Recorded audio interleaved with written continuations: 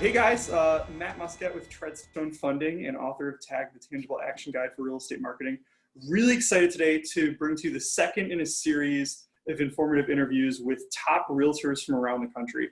The reason that we're doing this is because there are so many great real estate marketing and sales practices that people are using around the country and around the world. And in real estate, you don't need to reinvent the wheel every single time. You can simply learn by talking to some of the best professionals in the area. I met Sarah through a elite realtor group that I'm a part of on Facebook that a good friend Luke of mine started. And I wanted to chat with Sarah today and have her share some of her awesome ideas with us, and then we could share some of our ideas with her network, because Sarah is a top 1% realtor in the Dallas-Fort Worth area. So Sarah, I know you have a crazy story. We talked last week and a little bit about where you started, where you came from, and then where you are now. So just to start, tell us where you are now. What's your general production in terms of either dollars or in terms of units? And then tell us how you got started and what things were like, your first day and your first month. Absolutely, absolutely. Thank you so much for having me. So my name is Sarah Lyons. I'm a broker with Century 21 Judge Fite Company. We, as a brokerage, are the biggest in Texas, the third biggest in the world for Century 21. I specialize in the West Dallas-Fort Worth Metroplex. We have about 8 million people in DFW. We're one of the biggest metroplexes in the country. So I specialize on the west side, specifically Fort Worth is the other large city for the FW and the DFW portion. And my production is just under 20 million a year. I do about 70 units a year. I have a licensed assistant who helps me part-time, but other than that, it's just me.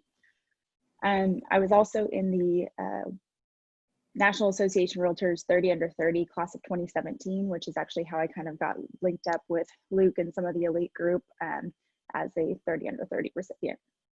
Well, I first have to say, I think a huge message to everyone out there is that you don't have to have a gigantic team to do $20 million and 70 transactions in a year. I mean, that's a huge, I think in any area of the country that we're talking about, that's a huge amount of business. So kudos to you. But from what we talked about before, you didn't start off your first day with a silver spoon doing 20 million. What was it like at the beginning? And I think there was a joke you made about Groupon that you could share with the audience. Yes, yeah. So my family and I moved from Austin to Fort Worth back in 2010 for my husband to go to medical school. And at the time, our oldest son was 3 months old. We just graduated college and he was going to go to medical school. And so I was a stay-at-home mom. And then throughout med school, he was pretty unhappy with medical school life and potentially becoming a doctor. And ultimately in his third year of medical school, he decided to quit and didn't want to follow that path. And so we had to come up with our new family game plan. At that point, we had 2 small children. And so I asked my mom for a Groupon for real estate classes. And I worked every single day on it for 4 months in between nap times and bedtime, because I had an infant and a 2-year-old at that point, to get my real estate license. So selling real estate wasn't a hobby. It wasn't going to be a part-time gig. It was our new family financial plan. And pretty quickly, I realized when I started selling that I was good at it, I was passionate about it, and that I could make a lot of money doing it. So that was back in early 2014. In the last 6.5 years, my husband became a stay-at-home dad 6 years into that, 6 months into that. So he's been a stay-at-home dad for the last 6 years, and he actually homeschools our sons who are now 8 and 10. Oh, that's awesome. That's such a cool story. Did you ever pay your parents back for that Groupon? No, it was my Christmas present, and it was like $150. Okay. And honestly, I think that doing some type of online learning for your real estate classes are a really good indication that if you have what it takes to be successful in this business, because there aren't any due dates, there isn't, people spoon feeding you the information. You have to make yourself sit there and do the work. And so I learned a lot of, self-discipline and realizing, okay, this is really important to me, because those classes are brutal and you don't even need most of that information. You have to relearn how to actually sell real estate once you get your license. But it definitely made me realize that I had the grit to be successful. And the grit, stamina, determination is really 99% of it.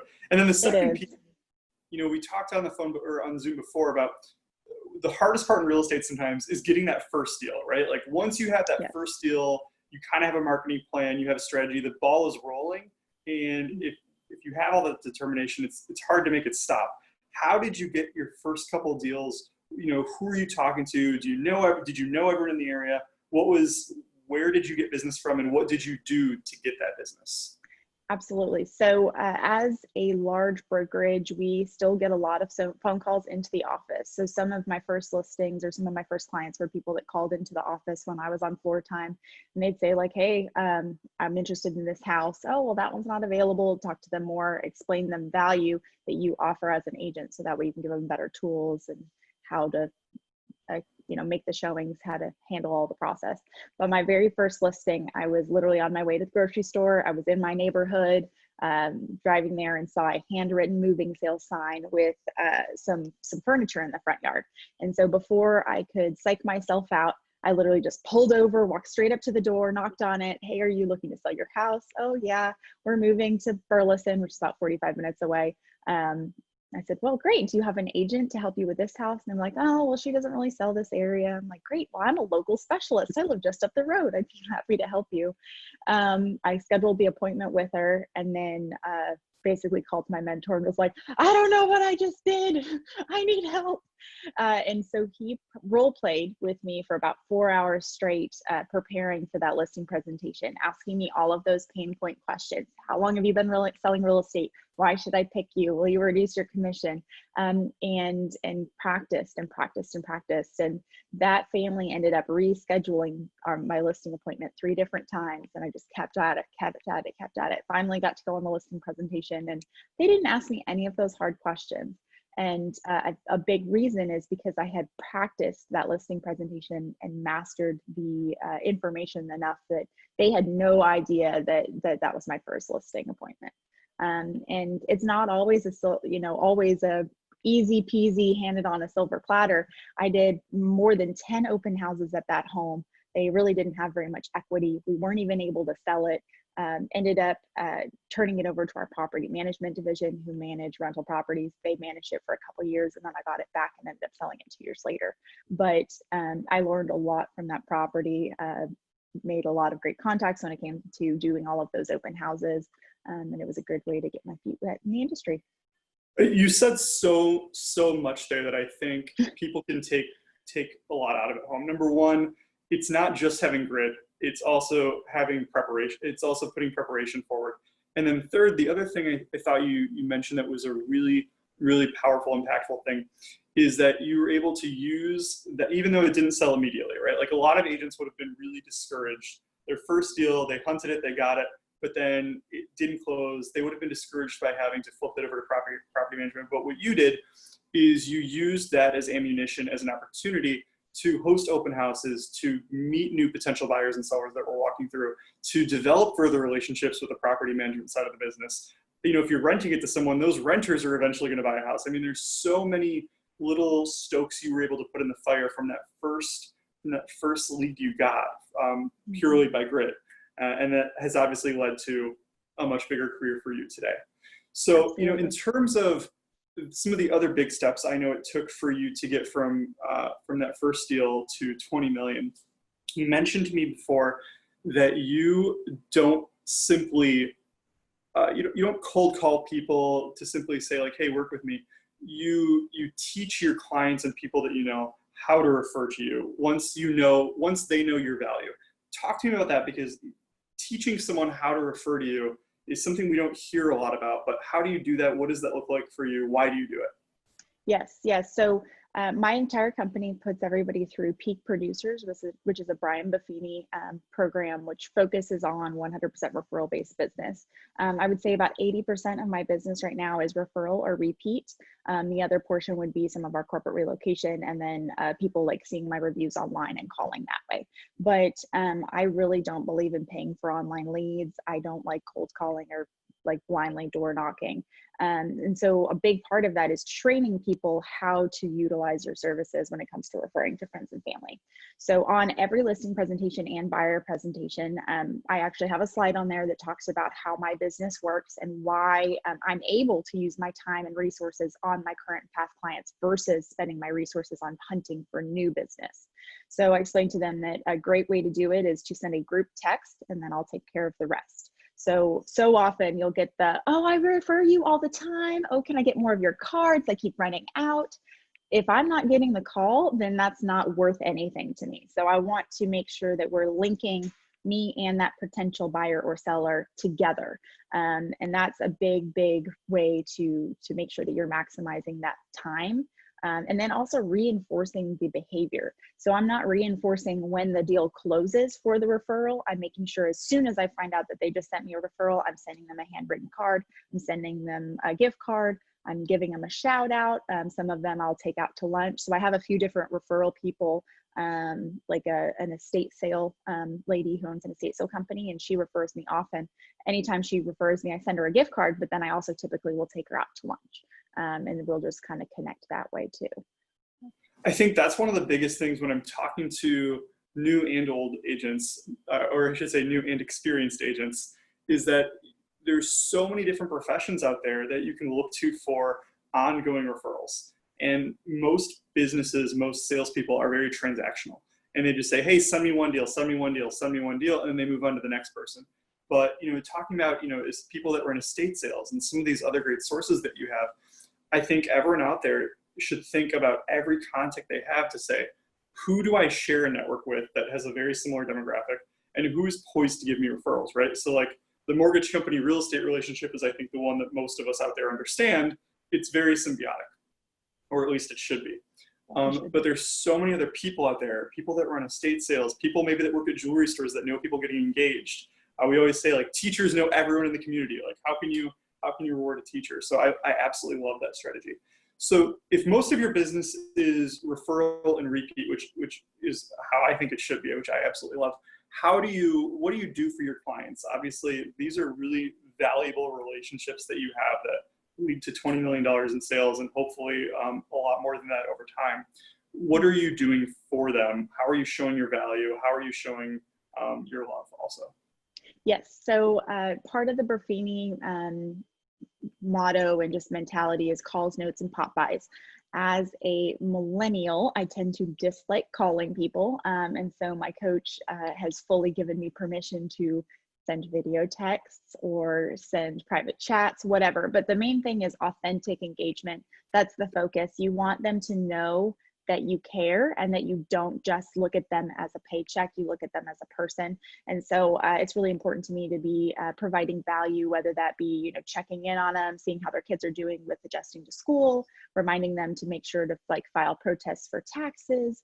And then I really enjoy doing pop buys to my clients. So rather than door knocking on people I don't know, I door knock on people I do know. So I have a map that I use through Google in order. Yeah, please do. And so on Google, I can use the Google My Maps to share, to basically map out my past clients in order to easily swing by and bring them an item of value. Now, these aren't super expensive items. Because of COVID, I've been dropping off Clorox wipes and hand sanitizer, just knocking on the door and seeing how they're doing. But this program, Google My Maps, is free that anybody can use. It literally takes 5 minutes to set up a map.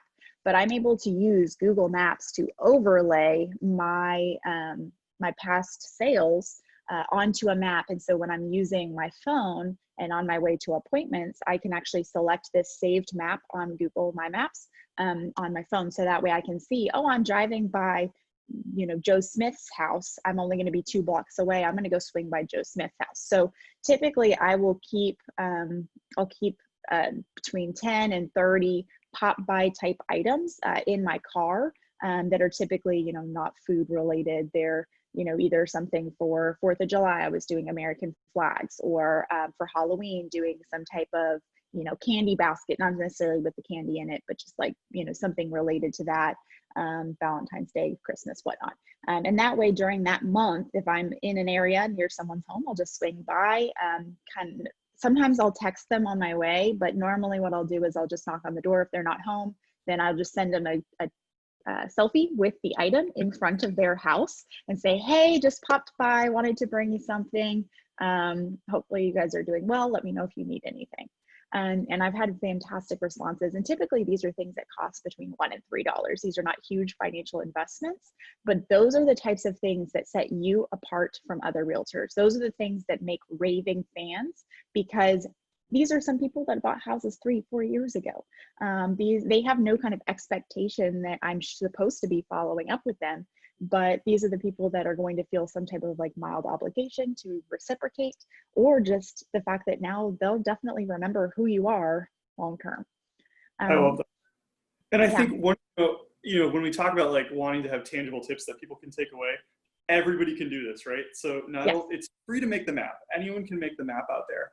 And then I think there's so many creative ways that people could use this information.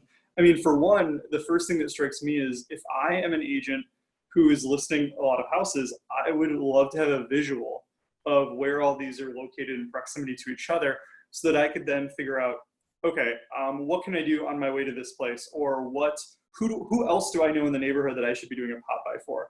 Or, hey, I just got a listing in this area and I need to promote it. Why don't I start by reaching out to other past clients I have in that area, because they're passionate about the neighborhood and they might know buyers who want to get into it. I mean, I think this is a no-brainer. Everybody out there should have a Google map with all of their clients mapped on there. I mean, if you have a transaction coordinator, if you have a marketing team, make sure this is on the plan, right? To have them update this a couple times a month.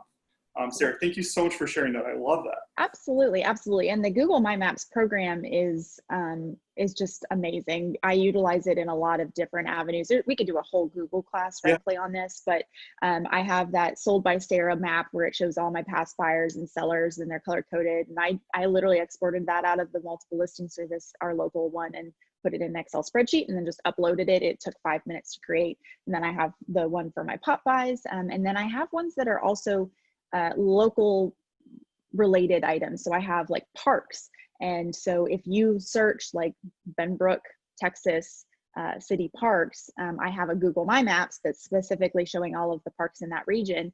And then in the description, it just says like, this provided to you by Sarah Lyons, et cetera, 21 Judge Fite. If you're thinking about moving into the area, here's a link to my website.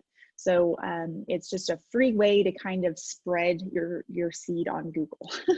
I love that. So I mean, I don't think anyone's ever said spread your seed in one of my marketing talks, but that's my favorite. You're welcome. Of this time. I get it. That's a great idea. So I know one of the other things you mentioned, you do a lot for your clients, and sometimes you mention that you do events and kind of in-person things. Obviously, events are a little bit different right now, but what's worked really well for you in the past that maybe someone in another market could copy, cheat, and steal? Yes, client parties. I really genuinely enjoy being a hostess, and my husband is a very big introvert. He doesn't really love hosting people at our house.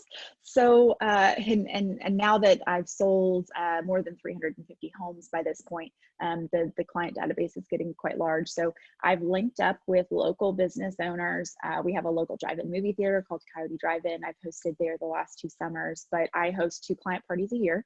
At the beginning, I hosted those with other agents in my office. I knew I didn't have a big enough database, so there were 6 of us that linked up together. So we sent invitations that were specifically for you to send out to your clients, but then the event itself, when they arrived, was for all 6 of us. And that way we could make sure to have enough attendance and have enough exposure, because otherwise, less than half the people you invite are actually going to show up. So those people aren't even aware that it was a group event, but that way it was easier for us to get sponsorships. After a few years of that, I realized I had a big enough group and that most of the people were coming for me. So I went ahead and just started doing it myself. But leveraging relationships, typically a client party of 100 people will cost me about $200, because I'm one of the reasons I don't have a team is because I am focused on profit, not on necessarily the production portion, because that's what pays the bills. That's what works towards retirement. That's what's more important, is the bottom line. So I like to work smarter, not harder with that. So I have my lender, my title company, my foundation company, my home warranty, all of the kind of general affiliated things that I work with closely. And I ask them to contribute $300 as a sponsor. They get to be on the invitation, they get to attend the event, provide a raffle item, and they're happy to do it. And that way I'm able to use the money wisely for that. And really for them, it's their past clients also. I mean, if you're in a Oh, relationship, absolutely. I mean, just getting in front of your past clients and not having to plan the event. I mean, as a lender, we get hit up for money all the time, and that size of investment to reach that many of our potential past clients that's a no-brainer. I love that. Exactly. And so with like using the drive-in, I basically pre-negotiated with them. Instead of it being $8 a ticket, it's $6. And my invitation looked like a movie ticket. And it said, when you arrive at the gate, you just tell them, I love my realtor. That gets you on my tab. That was the code word to get in. And then they have 4 screens at this movie theater. So you get to pick out which screen you want. You go park your car, and then they have a huge covered gazebo. And so I was able to have live music out there. I pre-negotiated for like the popcorn containers and the soda machines, because luckily they have soda machines that are self-serve. So that worked out really well. And then I had the first year I hosted there, I was the waitress, which was too much. So I had a teenager and someone else. I had 2 people help as waitresses for the tables. And then I got to use the musician's mic to do off the raffle items, that kind of thing. And it was a great event. Had about 100 people and playground and tons of kids and everything. And those are the kinds of things where people, I mean, especially people our age. I mean, the millennial, I think we're both 31, we established. Yeah. I don't know if girls are okay with you sharing their age, but you seem pretty cool. Yeah.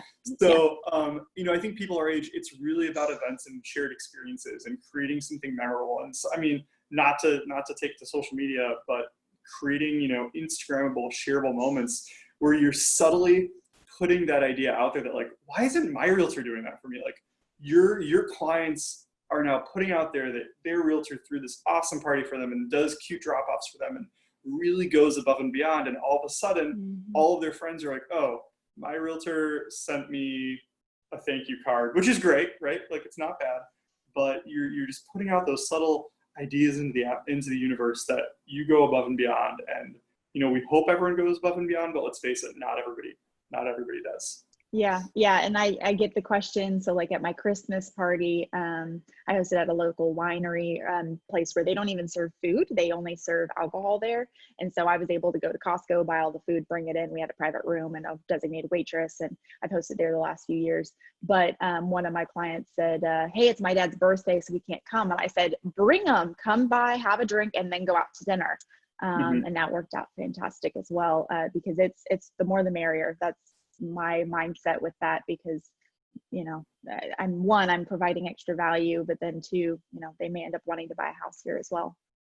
Absolutely. It's the pie is big mentality. I mean, I think no matter what market you're in as a salesperson out there, you have to have that mentality, the plentiful mentality. Otherwise, it can be too easy to say why you're not going to do some certain type of marketing. Yeah. And it all kind of leads to other things. So even when you have a difficult transaction or something doesn't work through, you're always learning from those experiences, or you'll gain more value later on. I'm a big believer in kind of karma, or just good juju in general. And so I'm one of those where, hey, something changes in your life and you decide not to sell your house after all, and you have it on the market. You know, I'm not going to charge you money for that, because I believe that you're a good person and you'll bring it back to me, or you'll refer a friend because you feel guilty, or whatever, that it will lead to more in the future. Absolutely. Well, thank you so much for sharing those. I think a lot of people will have gotten a lot of value out of some of those ideas, and especially the fact that you can do all these things as a new agent, as an experienced agent, and also on a budget. That was my final question for you. What questions do you have? Okay. So I want to know all the things about marketing, because that is something that, like Instagram, I am on Facebook, I do some things, but how can realtors, lenders, just any kind of industry professionals utilize social media to expand their market? Absolutely. So I think the number one thing that we talk about when it's about social media is that it's not, you don't have to use it personally to use it for business. And the big thing there is, there's a lot of things in other jobs, right? Like in any other job besides real estate or mortgage sales, you show up to work every day and your boss kind of tells you what to do. And you might not like every single thing that you're doing, but you're doing it because it's your job. So I think if you take your framework and you look at social media as something that's just something you're going to be doing for work, it might sound a little bit less fun, but there's so many applications to use that to either add value to yourself, to your clients, or to your community as a whole. So when we're talking about, choosing which social media site you want to use, I would say choose the one where you can be specific and make a plan, as well as the place where your audience is most likely to be. So, when I'm looking at Facebook, for instance, I think Facebook is one of the easiest sites to use for salespeople and marketing, because it's all about you, right? It's all about your brand, and it's about showing your audience that you're not just a realtor machine or a lender machine. You're a unique person. You told me your story, and that story lives on your Facebook. So you had asked me about Facebook, and we talked about building your brand a little bit. And I think the big thing is figuring out a way to use Facebook in a consistent way that you can time block for every day. So if I look at your social media profile and I see what you've been doing, I can message you about you, because everyone's favorite topic is themselves. You don't want me to say, hey, Sarah, if you're ever in Michigan, I would love to sell you a house or a mortgage. Like, that's not how we communicate. That's not authentic. I mean, but if I reach out and say, hey, I saw you took your kids to the zoo the other day. How was it? Was it appropriate for, a 3-year-old? We would start the conversation about that. And then at a certain point, you would ask me how I'm doing, or vice versa. And then all of a sudden the conversation can start to morph more into what you want to talk about, which is usually work, family. Sometimes people will talk about COVID right now. I think that's the only thing people are really talking about. Yeah. But the big thing is, if you want social media to work, you have to have it as part of your normal plan. In terms of Instagram, there's a lot of really cool things that we're seeing right now. The number one thing is that I think it's really, really great to get the message out there to first-time home buyers. Not because those are the people that are on there most, but when you're sharing homes on Instagram, sharing the monthly price of what the home might be rather than the sales price is a great way to reach those first-time home buyers. And I'm seeing a lot of agents having a lot of success posting the picture of the beautiful spacious kitchen or the picture of the huge backyard with the monthly price of what someone could end up paying in a mortgage for that, rather than the $400,000 price that seems so monumental. That's a great idea. Yeah, I mean, if you just switch the framework and talk about like how it compares to what they're currently paying in rent, the amount of messages and interaction that a lot of agents get from those types of posts are huge. And then the other big tip for Instagram, or really for Facebook or any site, is to be very careful about which photos of the home you're sharing. 99% of realtors share the front of the home, the exterior of the home. And that's fine, right? Like, some houses are really grand and amazing and they share really well. But around the country, there's so many neighborhoods that every single house looks the same or nearly identical. Those don't share well. Like, we know that people just scroll. And the way that Facebook and Instagram's algorithm works is that the minute someone like thumbs over your picture for like more than they did the last picture, it sends Facebook and Instagram a little message that says, hey, they care more about this post. We're going to show this more prominently to other people. So, the joke I make is there was a really, crummy listing I saw a couple months ago that had a urinal. And the urinal was the first picture. The bathroom picture was the first one the agent shared. That house got so many more shares and so much more engagement because it was interesting, right? It's kind of like It was more worthy. So I'm not saying share, in your $1 million house, share the urinal picture first. What I am saying is definitely share the photos of the house that are the most memorable. And I think that's where being a really great agent comes in, and applying some creativity to say, if I'm the buyer, what things am I going to be most interested in? And it's a great question to have with your sellers too. What are you guys most proud about of this house? Like, it might be their deck. They might be entertainers, like you said you were. But obviously, your husband might have said something a little bit different, since you said he's not the entertainer. So when you talk to your clients and you find out what they're most proud of, you can share those images first, because it's going to attract a buyer that's similar to your seller. And there's a reason that your seller bought the house in the first place. Your buyers might have very, very similar reasons. So when it comes to that. Yeah, those are a couple little things. The other big question I'm getting right now from everyone is like TikTok. Like, should I be on TikTok? Are you on TikTok, Sarah? I downloaded it because I wanted the time suck. It was entertaining. Yeah. And then my husband was like, yeah, you probably shouldn't be on that because they're like China and whatnot, or aren't they owned by a Chinese company and they're going to hack? And I mean, it's the same thing as Zoom. There's some privacy concerns for sure. I've Yeah. seen really creative things that agents have been doing on TikTok. I think the big thing though, the reason to use it, if you wanted a reason, would be the fact that anytime there's a new social media platform out there, there is a kind of prize for being first in your market to be active on it. Secondly, we see that during quarantine, especially, that it's getting like 25% of all social media use in terms of minutes. So anytime you're thinking about your marketing or your advertising, you always want to be spending your effort on the platforms where people are spending the most time. The downside is that most businesses haven't yet figured out great ways to monetize it and to really get that message out there. But in terms of connecting in a deeper way with your circle and people that you kind of already know, or with communities you already know, I think it can be really fun. But whatever you do on TikTok, it has to be memorable or really funny or really valuable in order to kind of break the mold and get past that threshold. Yeah. I've been running, not on TikTok, but on Instagram and Facebook, house hunter adventures, where I'm posting random things that I see in homes. And I'm getting clients actually saying, hey, will you add this on there? Will you put my house on it? Or we'll walk through a house and they're like, oh, she's going to put that on social media. So there was a cannon in the house 2 days ago. Like in their garage, there was a cannon, like a full out cannon. And so, oh my God, that's amazing. A picture of that. There's a realtor in my market that's been doing that for a while, and he hashtags it, and it's called Things a Realtor Sees. And it's almost become like a brand inside of his brand, simply because he's doing it forever. And same thing, people will request to be a part of it. And I think the other cool thing with social media is if you're looking for a reason to use it because then when you're in a listing meeting or listing appointment, you can simply show the actual statistics of how many people it's reaching. And then if they're interviewing you against someone else, you can show the results you're getting that the other agent wouldn't be able to get for them. It's one more competitive differential. I mean, if you're able to create all these little mini brands for yourself, I mean, things a realtor see, showing how you're getting your clients' listings in front of more people. It gives you a tangible leg up. Yeah, absolutely. So how did you get your start in this industry? I kind of told my story. What's yours? Yeah.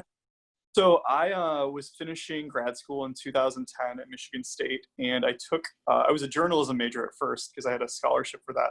And all of a sudden I was like, ooh, there's no jobs in journalism. The economy just crashed. It's slowly recovering, but things are really bad out there. And so I took a couple classes in internet marketing. And from there, got a job at an amazing mortgage company in Grand Rapids, Michigan, Treadstone Funding. And my bosses said, hey, can you go out on the internet and get some leads for us? Like, that'd be great. And I was like, okay. So we did, that the whole SEO thing, search engine optimization. And then a year later, it was like, all right, we ranked #1. Leads are coming in. That's great. But what else? Like, what do I do now? Like, I want to keep my job.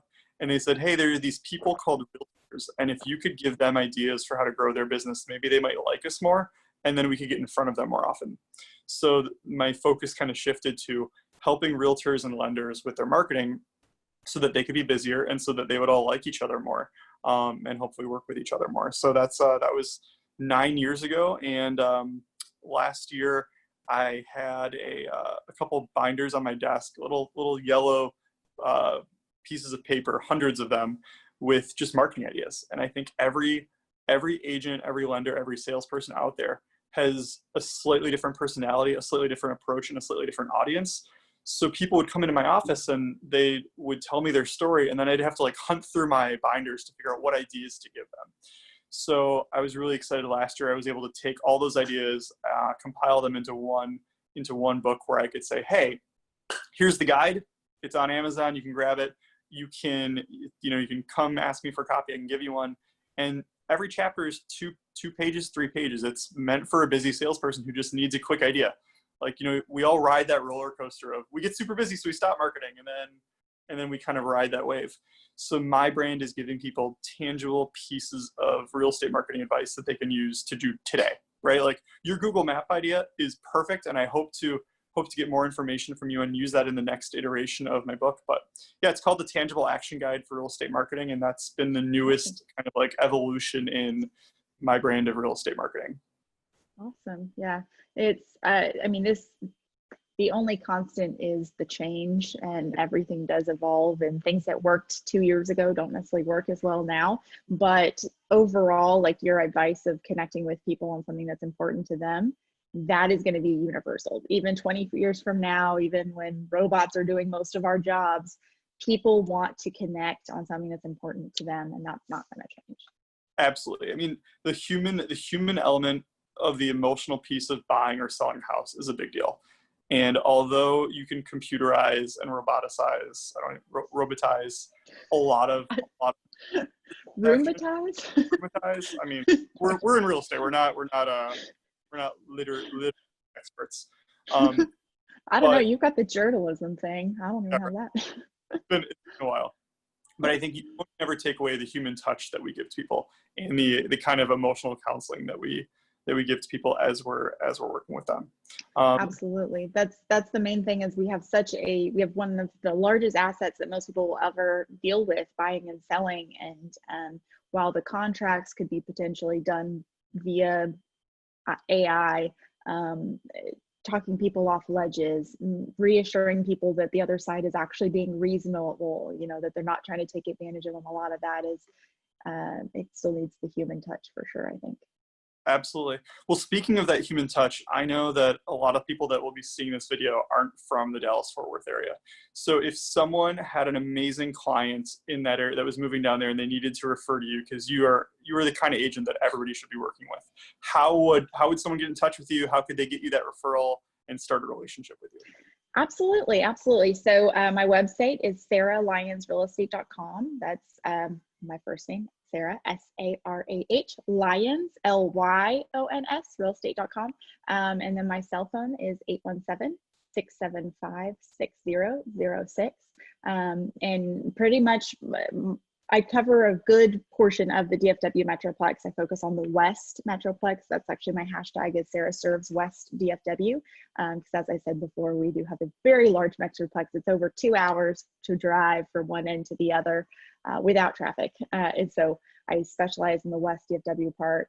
We have a lot of great amenities here. We also have Lockheed Martin and a military base, and Bell Helicopter and Exxon Mobil, and we have lots of large industries here. So we have quite a bit of relocation. Awesome. Well, and how do people get a hold of you? Oh, yeah. So anyone that wants to check out here or just get to know me better, you can go to mattmuscat.com, mattmuscat.com. You can also find me on Instagram, mattmuscat88. And my email address is mattm, M-A-T-T-M, @treadstonemortgage.com. If you just want my my knowledge and don't want me, which is fine. I'm not, my book's on Amazon. It's the Tangible Action Guide for Real Estate Marketing. And you can download an ebook, or, if you're like me and you like a hard copy so that you can read it by the pool, which is what I'm about to do after this call, you can download that or get the print copy as well. Fantastic. Thanks so much for Awesome. For having me. No problem. Hope you have a great holiday weekend. Thanks. You too. All right. Thank you. Bye.